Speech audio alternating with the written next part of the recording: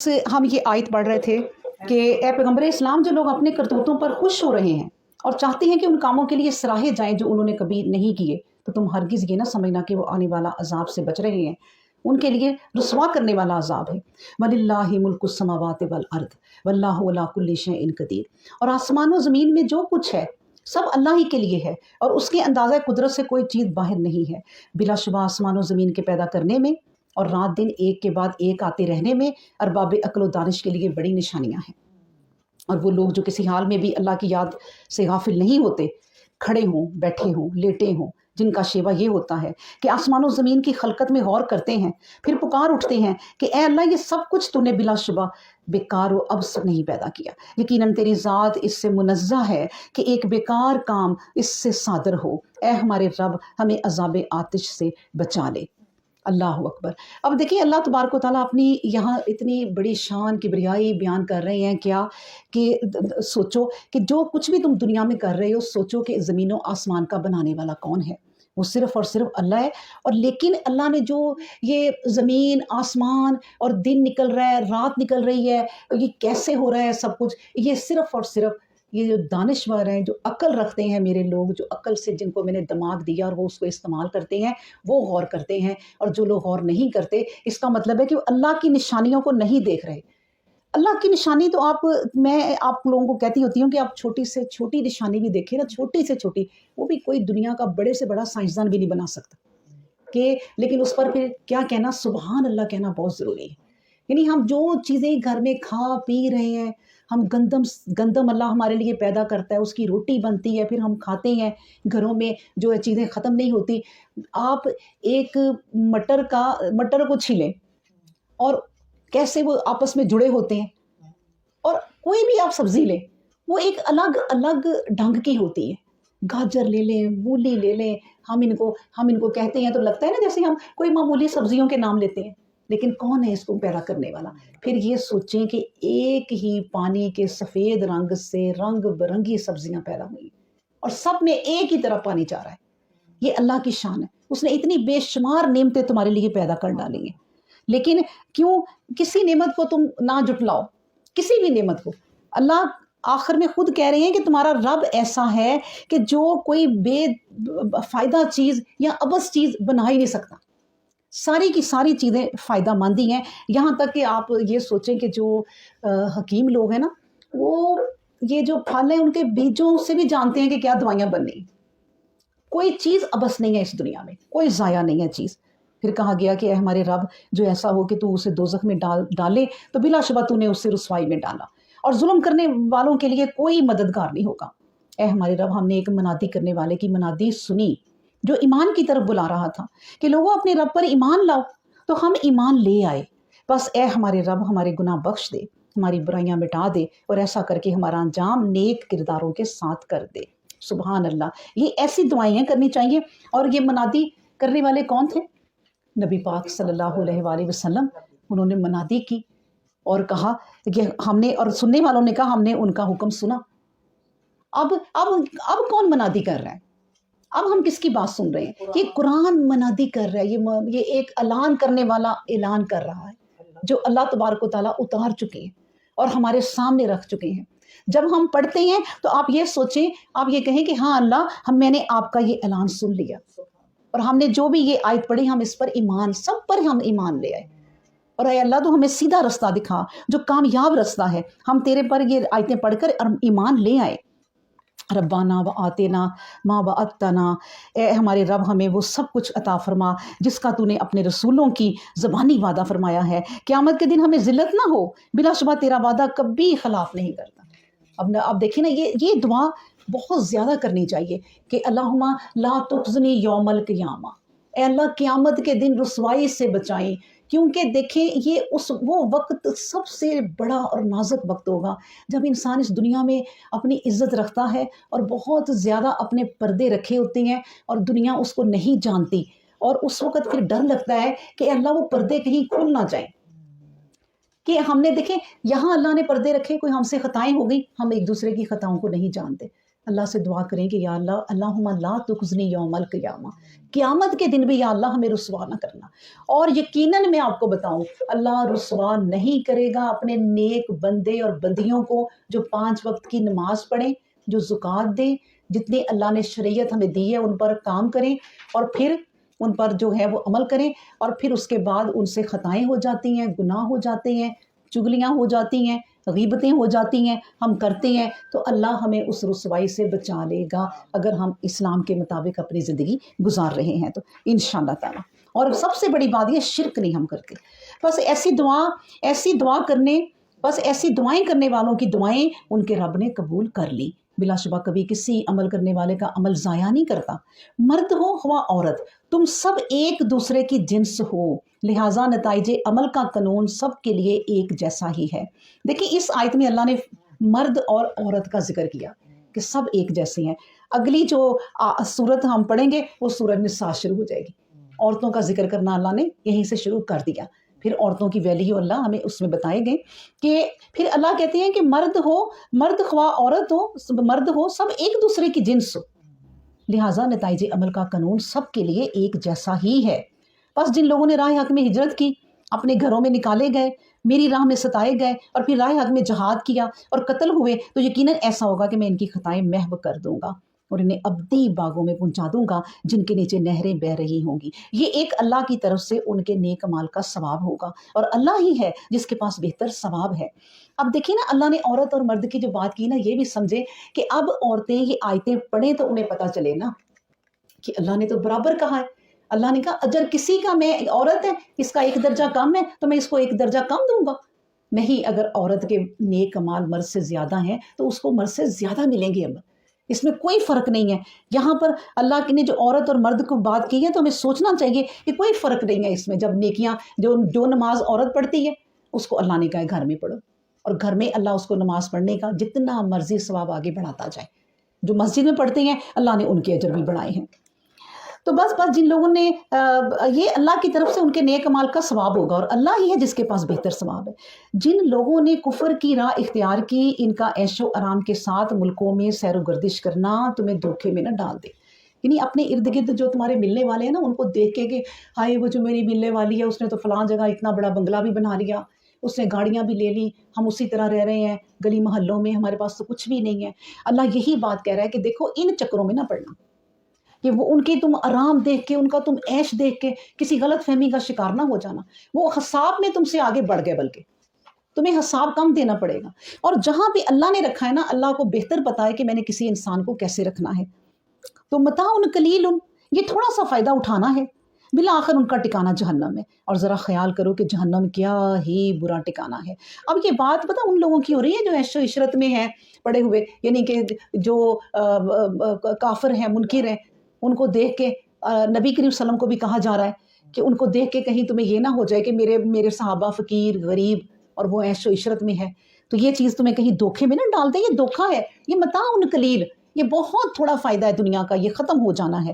اب یہ دیکھیں نا، جو وہ نمرود تھا جس کے اتنے خزانے تھے، قارون تھا، کتنے خزانے تھے کہ لے کے چلتا تھا، اور اس کے اونٹ جو ہے نا خزانے رکھے ہوتے ہیں، اور ایک اونٹ پہ چابیاں رکھی ہوتی، اتنی ان کے خزانوں کی چابیاں تھیں، اور کتنے فخر سے وہ چلتا تھا۔ کیا اس کا خاص وہ پروٹوکول ہوتا تھا، جب لوگ اسے دیکھ کے اور کہتے کہ کاش کہ ہم بھی ایسے ہوتے۔ تو اللہ تبارک و تعالیٰ نے اسے خزانے سمیت زمین میں دھنسا دیا۔ تو اسی طرح یہاں بھی خاص لوگ ہم دیکھتے ہیں کہ اپنے گھر سے گاڑی نکلتی ہے، ڈرائیور نکالتا ہے، پھر 2 گاڑیاں اور نکلتی ہیں، پھر ان میں وہ جاتے ہیں، پیچھے اور گاڑیاں 2 ہیں، آگے 2 گاڑیاں اور ہیں۔ جو اللہ کے بندے ہیں بیچارے غریب، وہ دیکھتے ہیں کہ یہ کیا۔ تو یہ انہی کے لیے قرآن، ہم سب کے لیے قرآن اترا ہے کہ دیکھو یہ چیزیں تمہیں دھوکے میں نہ ڈال دیں۔ ان کا جو ان کو دیا ہے ان کا حساب الگ ہے، اگر وہ صحیح نہ رہے تو ان کو تو ڈبل سزا ہے۔ اللہ اکبر۔ لیکن الذین اتقوا ربہم لہم جنات تجری من تحتہا الانہار خالدین فیہا، لیکن جو لوگ اپنے رب سے ڈرتے ہیں ان کے لیے باغ ہیں جن کے نیچے نہریں بہہ رہی ہوں گی، وہ وہاں ہمیشہ ہمیشہ اسی حالت میں رہیں گے۔ اور جو کچھ اللہ کے پاس ہے وہ نیک کرداروں کے لیے ہے، اور جو اچھائی اور خوبی کے سوا کچھ نہیں ہے۔ اور یقیناً اللہ اہل کتاب سے کچھ لوگ ہیں، اہل کتاب میں کچھ لوگ ہیں جو اللہ پر سچے دل سے ایمان رکھتے ہیں۔ देखिए जन्नत की बात हो रही ना, तो नबी पाक सल्लल्लाहु अलैहि वसल्लम ने फरमाया कि जन्नती जो है ना, जन्नती ऊपर वाले दर्जे वाले नीचे आएंगे और एक जगह होगी जहां पर सब इकट्ठे हो जाएंगे। नीचे वाले दर्जे वाले भी और ऊपर वाले दर्जे वाले आपस में वो बातें करेंगे, दुनिया की बातें करेंगे, आपस में हंसेंगे खेलेंगे अल्लाह ताला। फिर उसके बाद उनके मिलने का जो टाइम होगा, फिर उसके बाद वो अपने ऊपर दर्जों में चले जाएंगे और वो नीचे रहेंगे। लेकिन नीचे वाले ऊपर नहीं जाएंगे, अल्लाह ने जो दर्जे रख दिए हैं। लेकिन अल्लाह अपने लोगों पर, जो नेक लोग हैं, जिन्होंने अपने औलाद की परवरिश भी अच्छी की, दीन के मुताबिक की, वो अगर माँ बाप जन्नत के ऊपर दर्जों में है ना, अगर वो ख्वाहिश करेंगे कि हमारी औलाद भी हमारे पास आ जाए, तो अल्लाह फिर हम अपनी औलाद से मिले वहाँ चले जाएं, अल्लाह कहेंगे नहीं तुम वहाँ ना जाओ, तुम्हारी औलाद को हम आला दर्जों में ले आते, तो फिर उनको भी लाया जाएगा। जन्नत में किसी किस्म की कोई कमी नहीं होगी। सुभान अल्लाह। और जो कुछ तुम पर नाजिल हुआ है और जो कुछ उन पर नाजिल हो चुका है, सब के लिए उनके दिल में यकीन है, नीज़ इनके दिल अल्लाह के सामने झुके हुए हैं। वो ऐसा नहीं करते कि अल्लाह की आयतें दुनिया के माल हकीर के बदले फ़रोख्त कर डालें। तो बिलाशुबा ऐसे ही लोग हैं जिनके लिए उनके रब के यहाँ उनका अजर महफूज है। यकीनन अल्लाह मुकाफ़ात अमल के हिसाब में सुस्त रफ्तार नहीं है। ए मुसलमानों, या अय्युहल्लज़ीना आमनू, ए मुसलमानों सब्र करो, एक दूसरे को सब्र की तलकीन करो, एक दूसरे के साथ बंध जाओ और हर हाल में अल्लाह से डरते रहो ताकि तुम कामयाब हो जाओ। सुभान अल्लाह। यानी ये है कामयाबी कि एक दूसरे का ख्याल रखो, एक दूसरे के साथ बंध जाओ, जुड़े रहो। इससे क्या हमें मिलता है सबक कि रिश्तेदारों को जोड़ो, उनको तोड़ो ना प्लानिंग करके, बल्कि अच्छी प्लानिंग करके उनको जोड़ो। गंदी प्लानिंग करके उनको तोड़ो ना। तो रिश्ते जो तोड़ते हैं अल्लाह उनको बहुत अजर देता है कि जो रिश्तों को मिलाता है, और जो रिश्तों को काटता है, नबी पाक सल्लल्लाहु अलैहि वसल्लम कहते हैं अल्लाह उन्हें काट के रख देता है। अल्लाह अकबर। फिर हम पढ़ते हैं बिस्मिल्लाहिर्रहमानिर्रहीम, सूरतुल निसा। या अय्युहन्नास इत्तक़ू रब्बकुमुल्लज़ी खलक़कुम मिन नफ्सिन वाहिदातिन व खलक़ मिनहा ज़ौजहा व बस्सा मिनहुमा रिजालन कसीरन व निसाअन।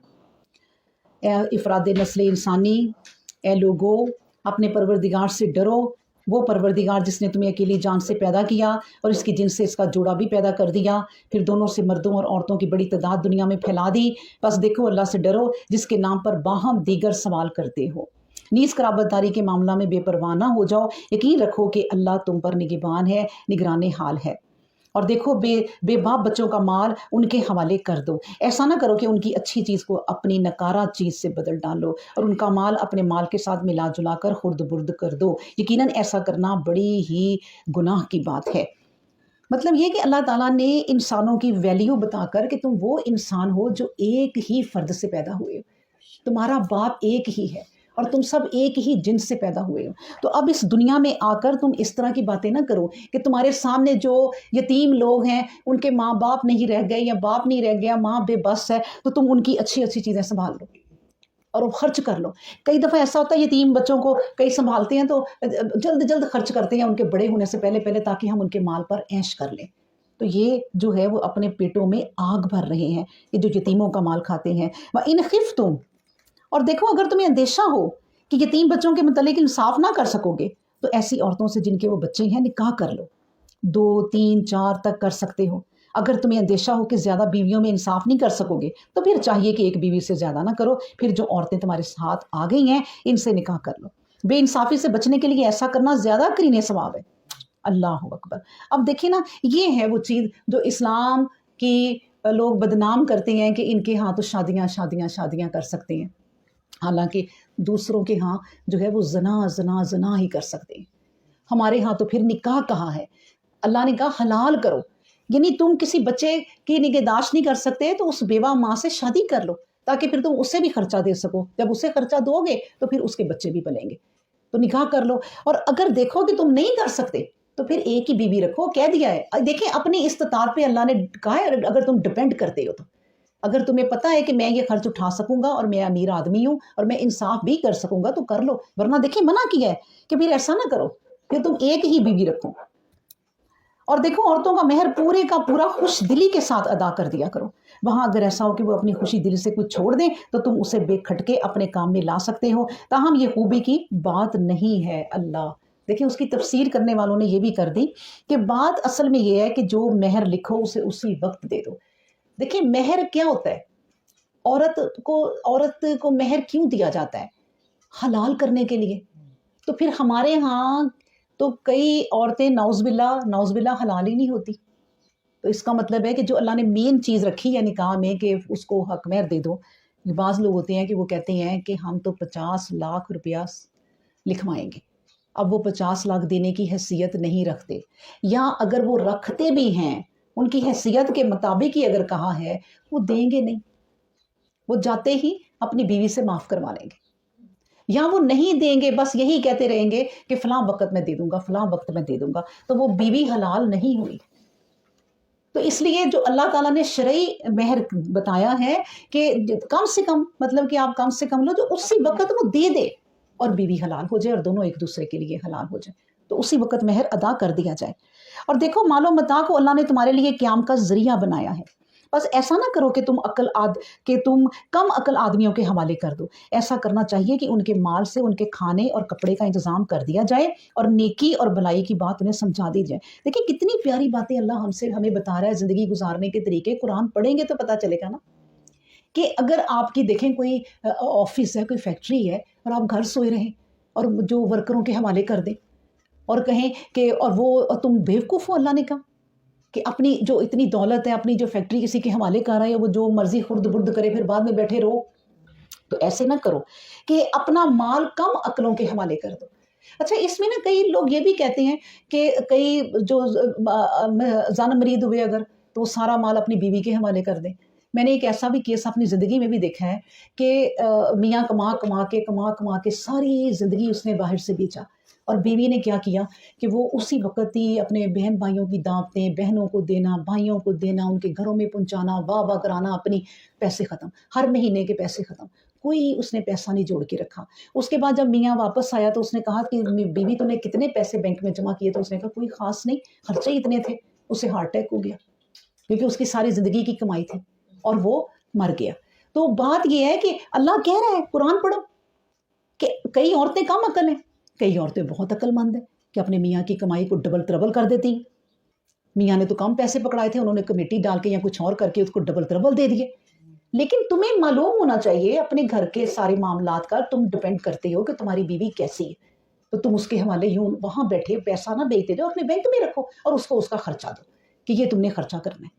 یتیموں کا بھی کہ اگر ابھی وہ شعور کو نہیں پہنچے, ابھی چھوٹے ہیں, ہاں بالکل, تو ان کو ابھی ان کے حوالے نہ کرو, لیکن ان کے پیسے کو اچھی طرح خرچ کرو. یعنی ان کے حوالے کیوں نہیں کر سکتے؟ کیونکہ وہ چھوٹے ہیں, اور ان میں سے دیکھیں ہم آگے بھی یہ آیتیں آئیں گی کہ اللہ نے کہا کہ یتیموں کے, اگر تم کوئی یتیم بچہ پال رہے ہو اور تم غریب ہو اور یتیم بچہ امیر ہے, تو اس کے پیسوں میں سے تم اپنے خرچ نکال سکتے ہو, لیکن اتنا جتنا کہ تمہیں ضرورت ہے, کہ تم بھوکے نہ رہو, کیونکہ تم اس پہ احسان کر رہے ہو, اسے پال رہے ہو. اس کے بعد اس کا جو مال ہے جو جب جوان ہو جائے اس کے حوالے کر دو کہ جب اس کا نکاح کرو. تو یہ سب طریقے اللہ ہمیں سکھا رہا ہے. پھر اس کے بعد ہے اور بے باپ بچوں کی حالت پر نظر رکھ کر انہیں آزماتے رہو. یہ دیکھیں یہی بات کہ بے باپ جو بچے تمہیں ملے ہیں نا یتیم, انہیں آزماتے رہو. کیوں آزماتے رہو؟ کہ دیکھو بڑے ہو گئے ہیں, عقل مندی کی بات کر رہے ہیں, مطلب کس شعور تک پہنچے ہیں, یہاں تک کہ وہ نکاح کی عمر کو پہنچ جائیں. اور پھر اگر ان میں صلاحیت پاؤ تو ان کا مال ان کے حوالے کر دو اور فضول خرچی کر کے جلد ان کا مال کھا پی نہ جاؤ, اس خیال سے کہ وہ بڑے ہو کر مطالبہ کریں گے. ان کے سرپرستوں میں سے جو مقدور والا ہو اسے چاہیے کہ ان کے مال پر اپنے خرچ کا بھار ڈالنے سے پرہیز کرے. جو حاجت مند ہو اس میں سے لے سکتا ہے, یہی جو بات ہم نے کی ہے, مگر ٹھیک طریقہ پر, مطلب اچھے طریقے سے. پھر جب ایسا ہو کہ ان کا مال ان کے حوالے کرو تو چاہیے کہ اس پر لوگوں کو گواہ کر لو. یاد رکھو محاسبہ کرنے کے لیے اللہ کا محاسبہ کافی ہے. مطلب یہ کہ دیکھیں اب یہ بھی گواہی ہے, یتیم بچہ ہی نہ بڑا ہو کہ کہہ دے کہ مجھے کھا گئے, وہ الزام لگا دے اور سارے آپ کے کیے کرائے پہ پانی پھر جائے. تو اس سے بہتر ہے کہ آپ جب اس کا مال اس کے حوالے کرو تو چاچا تایا وغیرہ جو بھی تمہارے رشتہ دار ہیں ان کو بلا لو اور انہیں کہو کہ یہ مال ہم نے اس کے حوالے کر دیا. سبحان اللہ.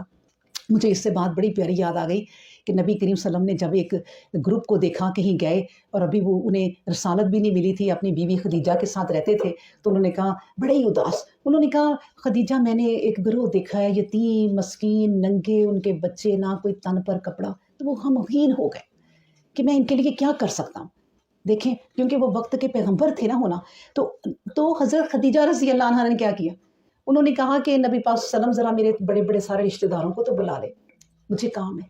انہوں نے سب کو بلا کے دینار کے کہتے ہیں ڈھیر لگا دیے کہ جو بیٹھے ہوئے لوگ تھے نا وہ چھپ گئے تھے، ڈھیر لگا کے کہا کہ آج میں آپ سب کو گواہ بناتی ہوں اور یہ اپنا سارا مال جو ہے وہ نبی کریم صلی اللہ علیہ وسلم کے قدموں میں رکھتی ہوں کہ جہاں مرضی وہ خرچ کرے۔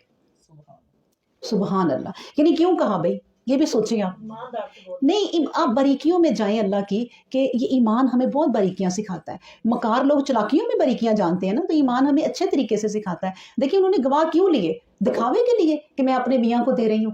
نہیں، انہوں نے کہا کل میرے میاں پہ الزام نہ لگا دے کہ بیوی کا مال کھا گئے۔ تو یہ چیزیں ہمیں دیکھنی چاہیے کہ ہمیں کس طرح کے معاملات کرنے چاہیے۔ پھر ماں باپ اور قریبی رشتہ داروں کے ترکے میں لڑکوں کا حصہ، اور اسی طرح ماں باپ اور قریبی رشتہ داروں کے ترکے میں لڑکیوں کا بھی حصہ ہے۔ وہ ترکہ تھوڑا ہو یا زیادہ، یہ حصہ تمہاری مرضی کے مطابق نہیں، بلکہ اللہ تعالیٰ سے مقرر کر دیا ہے اسے۔ اور یاد رکھو جب ایسا ہو کہ ترکہ تقسیم کرنے کے وقت رشتہ دار بے باپ اور مساکین افراد بھی حاضر ہو جائیں، تو چاہیے کہ میت کے مال سے انہیں بھی تھوڑا بہت دے دو اور انہیں اچھے طریقے پر بات کہہ کر سمجھا دو۔ اور لوگوں کو ڈرنا چاہیے کہ اگر وہ اپنے پیچھے ناتواں اولاد چھوڑ جائیں تو انہیں ان کی طرف سے کیا اندیشہ ہوگا۔ بس چاہیے کہ اللہ سے ڈرو اور ایسی بات کہیں جو درست اور مضبوط ہو۔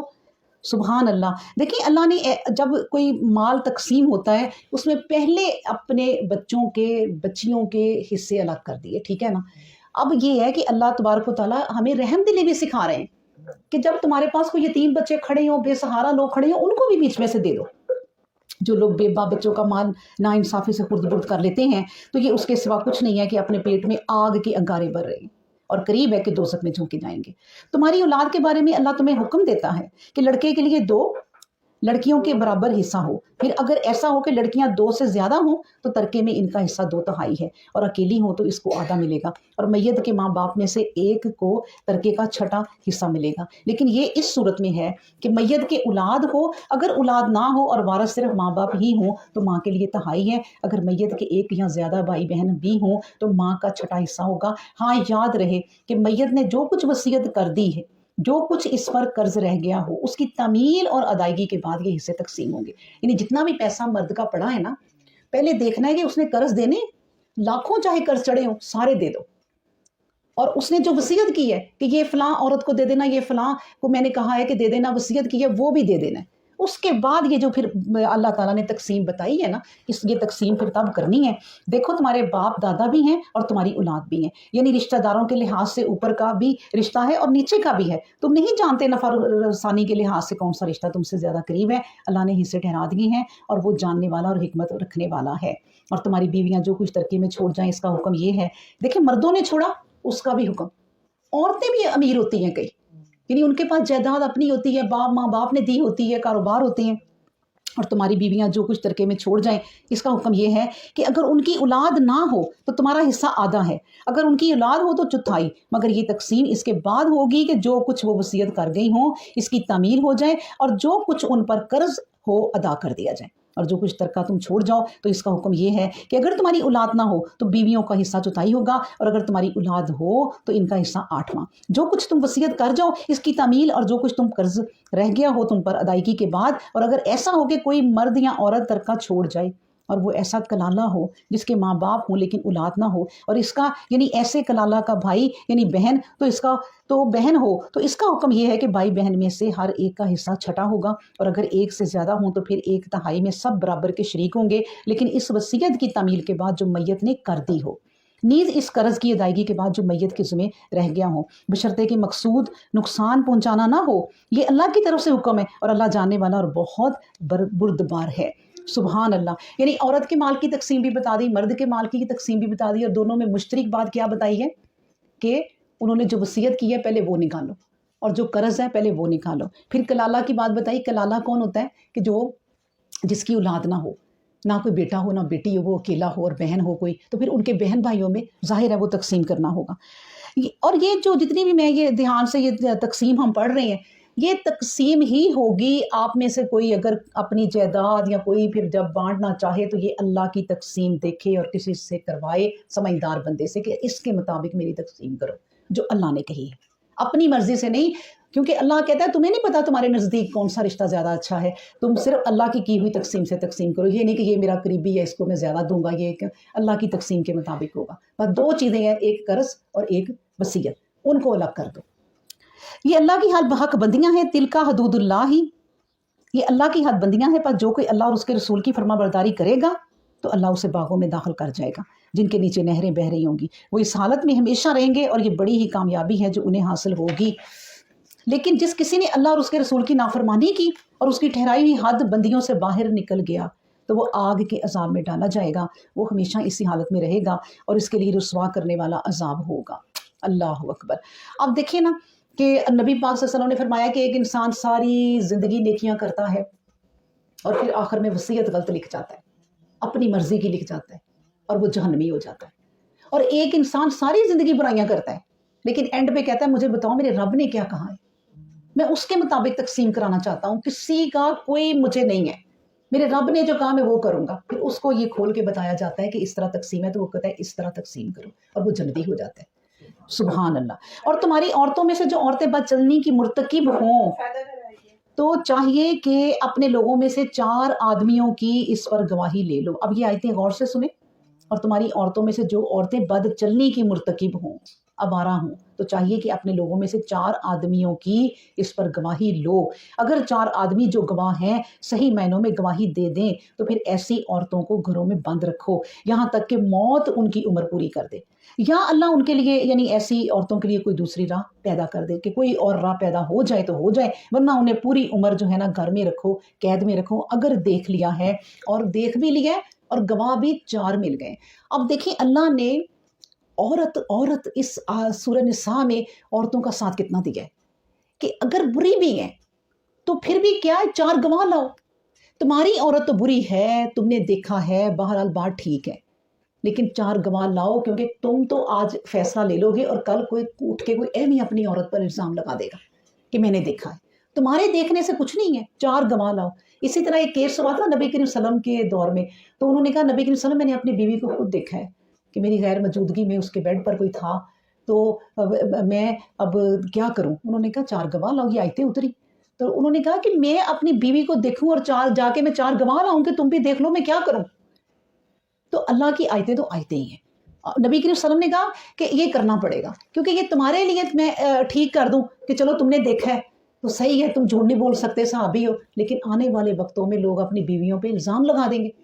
تو 4 گواہ لائیں، اور اگر 4 گواہ نہ لا سکیں، یہ شاید آگے آ جائے، تو پھر الٹا اس بندے کو کوڑے ہیں کہ جو اپنی بیوی پر تہمت لگائے. اللہ اکبر. والذین یاتیانہا منکم، اور جو مرد تم میں سے بد چلنے کے مرتکب ہوں تو چاہیے کہ ان دونوں کو اذیت پہنچاؤ، پھر اگر وہ دونوں توبہ کر لیں اور اپنی حالت سنوار لیں تو انہیں چھوڑ دو. بلا شبہ اللہ بڑا توبہ قبول کرنے والا اور وہ رحم کرنے والا ہے. ان اللہ کان تواب الرحیم. اللہ کے حضور توبہ کی قبولیت انہی لوگوں کے لیے ہے جو برائی کی کوئی بات نادانی اور بے خبری میں کر بیٹھتے ہیں اور پھر فوراً توبہ کر لیتے ہیں. تو بلا شبہ ایسے ہی لوگ ہیں، اللہ بھی ان پر لوٹ آتا ہے اور وہ یقیناً سب کچھ جاننے والا اور حکمت رکھنے والا ہے. لیکن ان لوگوں کی توبہ نہیں ہے جو برائیاں کرتے رہیں لیکن جب ان میں سے کسی کے آگے موت آ کھڑی ہو تو کہنے لگا اب تو میں توبہ کرتا ہوں. اس طرح ان لوگوں کی توبہ بھی توبہ نہیں ہے جو دنیا سے کفر کی حالت میں جاتے ہیں. ان تمام لوگوں کے لیے ہم نے دردناک عذاب تیار کر رکھا ہے جو انہیں پاداش عمل میں پیش آئے گا. اے مسلمانوں، تمہارے لیے یہ بات جائز نہیں کہ عورتوں کو میراث سمجھ کر ان پر زبردستی قبضہ کر لو، اور ایسا نہ کرنا چاہیے کہ جو کچھ انہیں دے چکے ہو اس میں سے کچھ لے نکلنے کے لیے ان پر سختی کرو اور انہیں روک رکھو، الا یہ کہ وہ اعلانیہ بد چلنے کی مرتکب ہوئی ہوں. اور دیکھو عورتوں کے ساتھ مباشرت کرنے میں نیکی اور انصاف ملحوظ خاطر رکھو. پھر اگر ایسا ہو کہ تمہیں وہ ناپسند ہو، عجیب نہیں کہ ایک چیز تم ناپسند کرتے ہو اور اس میں اللہ نے تمہارے لیے بہت کچھ بہتری رکھ دی ہو. اللہ اکبر. اب دیکھیں اس میں جو باتیں بتائی گئی ہیں نا، وہ ایک تو یہ ہے کہ عورتوں کو مطلب زبردستی روک کے رکھنا، मतलब ये कि उस मर्द उस पर जुल्म करता है, उसे पसंद नहीं है और वो उसको फेंके रखता है कमरे में, लेकिन जब तलाक का वक्त पूरा होने लगता है तो चलो जी उससे फिर वो जो रजू कर लिया और उसके बाद फिर उसे रोके रखा अपनी मिरास समझ के कि मैं इसके किसी के भी हवाले नहीं करूँगा और ख़ुद भी उस पर जुल्म ही करूँगा, ज़बरदस्ती उसे रोके रखे। और ये भी कि अगर औरतें ऐसी हों जो बदचलन हों तो फिर अल्लाह तबारक व तआला ने कहा है कि फिर तुम उनको निकाल दो। और अगर तुम्हें सिर्फ ये शक्ल की वजह से मसला पड़ा हुआ है कि वो तुम्हें पसंद नहीं है, तो कभी सोचो कि हो सकता है वो उसकी माँ बड़ी नेक हो और उसकी तरबियत बड़ी प्यारी की हो, तो तुम्हारा घर जो है वो संवर जाएगा। तो शक्ल सूरत इतनी ना देखो, ठीक है उसकी तुम नेकी देखो, उसकी तरबियत देखो, और हो सकता है तुम समझो वो सही नहीं है, लेकिन अल्लाह तुम्हारे लिए उसमें बहुत बेहतरी पैदा कर दे। और अगर तुम इरादा कर लो कि एक बीवी को छोड़कर इसकी जगह दूसरी करोगे और पहली बीवी को तुमने एक ढेर भी दे दिया हो तो भी नहीं चाहिए कि उसमें से कुछ वापस ले लो। क्या तुम चाहती हो कि इन्हें दिया हुआ माल बहतान लगाकर और शरीर जुल्म के करके वापस ले लो? अल्लाह अकबर। देखिए दूसरी बीवी, अब हम कहते हैं ना मर्द शादियां करते हैं, अब अल्लाह की बातें देखें, कानून देखें और उनकी हदबंदियां देखें कि अल्लाह ने क्या उन पे हदबंदियां लगा दी हैं। क्या कि उनको कहा गया है कि देखो अगर तुम दूसरी बीवी कर लो तो पहली को ढेर भी दिए हुए ना सोने चांदी के, तो वापस ना लो, कि किसी तरह तुम उनसे वापस लो। इसकी मिसाल ऐसी है जैसे नबी करीम सल्लल्लाहु अलैहि वसल्लम ने जैसे जो है ना मिसाल दी है कि इसकी मिसाल वो है कि जैसे कुत्ता वॉमिट करे और फिर उसको चाट ले, कि नहीं तुमने बीवी को दिया और फिर उससे तुम वापस ले रहे हो, जो भी दिया है उसे वापस ना दो। और फिर लेने के लिए हीले वसीले किए जाते हैं कि उन पे इल्ज़ाम लगा के कि ये मेरी बीवी अच्छी नहीं थी, ये है वो है, तो वो उनसे अल्लाह कहता है इस तरह की जुल्म ना कमाओ। और फिर ये कैसे हो सकता है कि तुम उसे वापस ले लो जबकि तुम दोनों एक दूसरे के साथ शौहर बीवी का मिलना मिल चुके हो और तुम्हारी बीवियाँ तुमसे निकाह के वक़्त पक्का कौलो करार कर चुकी हैं। सुभान अल्लाह। यानी अल्लाह गैरत दिला रहा है कि कुछ शर्म हया करो कि तुम मियाँ बीवी आपस में मिल चुके हो, यानी एक दूसरे का लिबास बन चुके हो, तुम लोग एक दूसरे के राजदान हो, और फिर तुम एक दूसरे के खिलाफ यूं गवाही दो और तुम अपनी बीवियों का फिर ख्याल ना रखो और उन्हीं पर इल्ज़ाम लगाओ और उन औरतों को अपने निकाह में ना लाओ जिन्हें तुम्हारे बाप निकाह में ला चुके हैं इससे पहले कि जो कुछ हो चुका सो हो चुका। ये बड़ी ही बेहयाई की बात थी, मगर मकरूह मरदूद शेवा था और बुरा दस्तूर था। यानी देखिए वाकई ये सारी गैरत की बातें हैं कि एक लड़के ने अपनी बीवी को छोड़ा और उसका बाप उससे निकाह कर ले। इसलिए फिर अल्लाह अब अगली आयत में ही सारी चीज़ें बता देगा कि कौन कौन तुम पर हराम है, तुम्हारी ये जो महरमाते अब्दिया बता देगा। इस आयत में जो पढ़ने लगी हूँ कि ये महरमाते अब्दिया है, सारी उम्र के लिए ये तुम लोगों के लिए हराम हो चुकी हैं। अब वो कौन कौन सी हैं? हुर्रिमत अलैकुम उम्महातुकुम, यानी तुम पर हराम ठहरा दी गई हैं तुम्हारी माएँ, तुम्हारी बेटियाँ, तुम्हारी बहनें, तुम्हारी फुफ्फियाँ, तुम्हारी खालाएँ, तुम्हारी भतीजियाँ, तुम्हारी भांजियाँ, तुम्हारी दूध पिलाने वाली माएँ, तुम्हारी रज़ाई बहनें, तुम्हारी बीवियों की माएँ, तुम्हारी बीवियों की औलाद जो तुम्हारी गोदियों में है, अगरचे वो तुम्हारी अपनी औलाद नहीं है। अलबत्ता ये ज़रूरी है कि तुम्हारा ज़नाशुई का ताल्लुक भी हो गया हो। अगर ऐसा ताल्लुक ना हुआ हो तो फिर इनकी लड़कियों से निकाह कर लेने में पकड़ नहीं। तुम्हारे हकीकी बेटों की बेवियाँ यानी तुम्हारी बहुएं भी तुम पर हराम है। नीज़ ये बात भी हराम कर दी गई है कि दो बहनों को जमा करो। इस हुक्म के नाज़िल होने से पहले जो कुछ हो चुका, अल्लाह बख्श देने वाला और रहमत रखने वाला है। सुभान अल्लाह।